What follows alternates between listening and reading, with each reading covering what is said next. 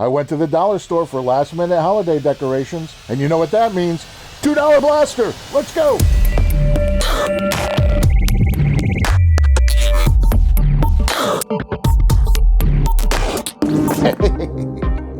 How's it going? Anthony Fro here at Crate Sci-Fi. Well, today, another blaster. If you go on my channel, there's a wall of blasters. I think it's a subcategory of what I do. I'm just going to own it. So I was in the dollar store last minute, had to get some holiday decorations. And then because I wasn't looking for it, there was these 2 toy guns, $1 each. And I was like, oh, it's a good mashup. But I was like, nah, I left. And then the next day I was driving by and I was like thinking about it. And I was like, all right, so there you go. So yeah, $2 blaster. So I keep making these, but what I think is important is it's just sort of like, it shares with you the process, the ease of use. And like I always say, for me, these are film props. And typically the dollar store builds that I do are not hero props. Those are typically for, like, you know, in your film, you have your main character and they go into a saloon and the guy's like, I don't like the way you look at me. And there's a shootout, or come across one other character and they have maybe a dialogue to move the story forward. That person needs to have a weapon or a prop. We only see that person for 30 seconds, a minute. And that's typically what I like to use the dollar store for. Sometimes I'll make hero props from there, but it's just a great resource. And I think we can make a cool blaster. For sure, it was the shroud that attracted me, and we already have the benefit of the famous Han Solo blaster as a visual cue. So when we see that shroud, we just accept, oh, that's some kind of sci-fi blaster, right? So, you know, we use those things to our advantage. But I could keep talking, or we could start building. So let's get into it. All right, here we go. Blasting off on another blaster. All right, these were the 2 blasters I could not resist. Just when you think that you're out, they pull you back in. Okay, so right away, I was thinking the shroud, but now I'm just trying to see which one is better as the base. And it becomes obvious because that handle is tiny. So the first thing I want to do is get the shroud, right? The shroud. I've mentioned the shroud 100 times now. So moving on from the shroud. So, you know, I don't have a set way of doing any of this. It's just sort of, okay, let me see if it saws off. Then if it gives me a hard time, then I buzz it off and then go down the road. But always the path of least resistance. So, you know, get lucky. That fits on there pretty good. See, I'm putting on the safety goggles. So this is the buzzsaw. This is one of those tools that's dangerous, but very effective when cutting plastic. Just, you know, you got to be careful with it. It's just basically a little buzzsaw on your Dremel. Makes quick work of that. It's a little ragged, but turns out it's not as ragged as it looks. That ragged is just sort of the melted plastic it creates, and that just sort of flecks right off. Now I'm just kind of getting at the guts. It's sort of like an interesting thing when you start pulling out the guts. You don't know if it's, you know, I've done it before where you pull something out and the whole thing comes apart. So here now I've gotten rid of some screws and it's getting a little wobbly. So I'm just going to go ahead and super glue it. And also too, what I tend to do with these builds is the super glue I put on generously because it's doing 2 things, right? It's keeping it together, and also it fills in those cracks. So if I got like globs of super glue where those cracks are, once I sand it, it'll be flush, right? So now I'm just, you know, we're just trying things, you know, just eyeballing it. It's all sort of by feel. You know, we're putting together 2 things that are not supposed to be put together. It's square peg, round hole. So, you know, you just sort of sneak up on it, I guess is the best way to put it. So here I'm just creating a line where I think, right, I just looked at that and I thought, okay, probably should cut it here, but, you know, I don't know. Just sneaking up on it, right, with a buzzsaw. It's more like a horror movie, right? So that comes off, and like I said, all that sort of raggedness, there's actually just melted plastic that cracks right off. You can see it on the table there. And of course, you know, round peg, square hole, it doesn't fit perfectly, right? So I'm trying to figure out what looks the best. And what I come up on is I probably want to sink it a little deeper. So here, this is always, I talk about this. This is my poor man's sort of table sander. I just have this sander from probably Harbor Freight. Yeah. Put it upside down. Just be careful when you do this, right? It's like, this is not the way this is intended to be used. So, be smart about it, right? So here I am test fitting the shroud. It's like, yeah, that fits pretty good, right? Usually when I get things that work out like that, it's like, okay, I'm on the right path. But if I really am having trouble and it's fighting me, at a certain point, you have to cut your losses and be like, okay, let's rethink this. But this is kind of working out the way I imagined it. So here I noticed, the made in China, whatever it is, made in Taiwan, made in USA, wherever it is. You always want to sand those off. I just noticed those now, and I wasn't sure if I'd be cutting them off. So now what I'm doing is I'm just, like I said earlier, I'm sneaking up on it, right? I think off camera, it didn't quite fit the way I hoped. So all I'm doing now is thinking, okay, and then, yeah, all right, so that's starting to look like something, right?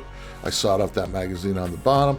So now, because I'm sort of square pegging, round holing it, I'm going to go with hot glue on this build, because it's not, I don't see this as a hero prop, right? Like a really finely tuned, crafted piece. I see this more as like a film prop that we'll see for a couple minutes. So I'm going with hot glue. And the thing with hot glue is you can hide a lot of crimes, and also you can, when I put this together with hot glue, where, my seams are going to be a little ragged, which I'll show you we do within a second, that's pretty much like married.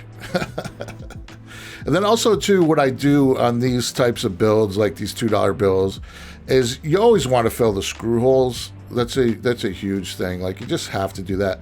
So here I'm just filling them with hot glue. If this was a hero prop, you've seen me do it before. I do that with Bondo, right? Take the time, do that with Bondo. It makes it perfect. This is like, it'll be a little ragged, but it'll be fine for our purposes. And then also, I think you've seen me do it before with like super glue and baking soda or baby powder. So here I'm just going through a bits and bob bin. You can skip this step. I just have this. I was just going to put a flat piece on the bottom there where I cut off that magazine. But then I have this piece. I think this is from like a Stormtrooper kids blaster that we did a few episodes ago.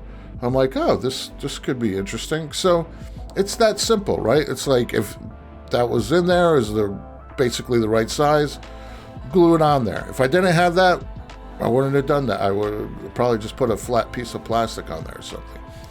So now I'm filling up the screw holes, like I said, just with hot glue. And, this wasn't one and done. Basically what happens is you put the hot glue, it kind of sinks in, you let that dry a little, and then you put like a second one in there. And now I'm just slicing that off with a knife, and that's it. Like I said, it's a little ragged, but for where I'm going with this, it's fine. And a lot easier and quicker than the Bondo. And I've also used wood putty for that too. So just, giving you options. In this case, I don't know, the hot glue was in my hand. I was using it for something else. I was like, sure, let's do that. Sand it down, always sanding, never gonna get away from sanding, and more sanding. I kind of went a lot with sanding sticks and emery boards on this one, just because it was little and a lot of like little tight spots. Here I'm getting ready to, I think you saw I pulled on the bin. I had those sheets of the Universal Greeblies that I like to put on everything. So yeah, and then you see that glue is a little messy, so right now I'm going to address that. So I have these strips of styrene. I mean, you could cut just strips of plastic from a soda bottle. You can not do this. You can just leave it ragged. Who knows? Like I said, right? It's like these are all sort of improvised. So I'm just showing you my process of improvisation. I won't go as far as to call it jazz, but you get the idea. So I just created a new visual element, and then it was hiding the crimes of the hot glue. And 5-minute epoxy I put on this just because it's like an end grain kind of thing. So I wanted that to be stronger than super glue. That happened off camera because I had a moment with the battery. And then now sanding, just some 220, nothing crazy. And I'm just doing small pieces with my hand, like I said, because there's this whole gun is sort of an exercise in weird, hard to get places. So figured the best way to do it was just by hand, little squares, just kind of getting in there with my fingers. And then some of the edges, I think I have like those little tiny emery boards that I get from the hobby shop. You know, path of least resistance. This is just like the unavoidable thing. You know, you just want it to accept paint, because nothing worse than doing all this work and you hit it with a coat of paint and it just flecks off in a second. So, sanding, more sanding, and then more sanding. And then, like these, you know, I have a bucket of these nail files. I get them at the dollar store. And then now I'm going to hit this with a primer. And then the base coat, we're going to do like this blue. Again, you can use whatever color makes you happy. I'm just trying to expand the possibilities instead of doing the same thing. So I'm going to do like a gold dry brush, right? So dry brush, all that is you're just going to use a tiny bit of paint on the brush, and you're just going to kiss it. You're just going to flip, flip, flip. Give it little butterfly kisses. Just like fleck it off, fling, fling, fling. And it's just a very, very effective process. It's one of those things. Is it magic? Kinda magical. Just sort of, I don't know. The trick is, and you know, I always fail at this. I always dry brush too heavy, almost to the point where you can't call it dry brush. Just want you to be aware of that. But yeah, like liking the way that looks. And why blue and gold? I just went on Google. What's the opposite of gold? Blue. And that's why I did that. No, nothing, nothing mysterious there. So what I'm doing here is I always like to do some Plastidip on my handles. It does a few things, feels good in the hand. And I just like the way, from experience, that when I do Plastidip on the handles, it just reflects light differently. And like I talk about all the time on this channel, visual cues, like your eyes see that Plastidip treatment on the handles, and just something tells your brain, yep, that's a handle of a handgun. And I don't know why, but there's lots of little mysterious, interesting things like that, you know, percolating around in our brains. It's interesting, but it's real, right? So there it is. See how that just reflects light differently, and your brain just is like, yeah, that's a gun handle, and you don't ever think about it. If that was all painted one color and just looked like we hosed it down, you might pause. You might be like, oh, that's all just painted. It's strange.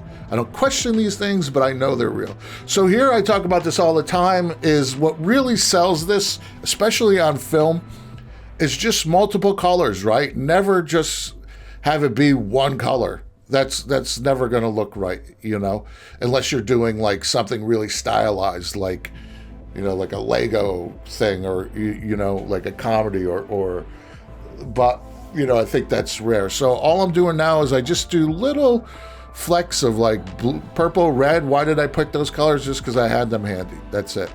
And then, of course, the burnt sienna, that gives it the rust. And then we're going to seal this all in with a matte clear, because if we do the wash over that without sealing it, it doesn't work right. It makes a mess. So you've seen me do the acrylic, the water-based oil. Here, this is just black wash that you can get from a hobby shop, right? This is like from a hobby shop that specializes in models.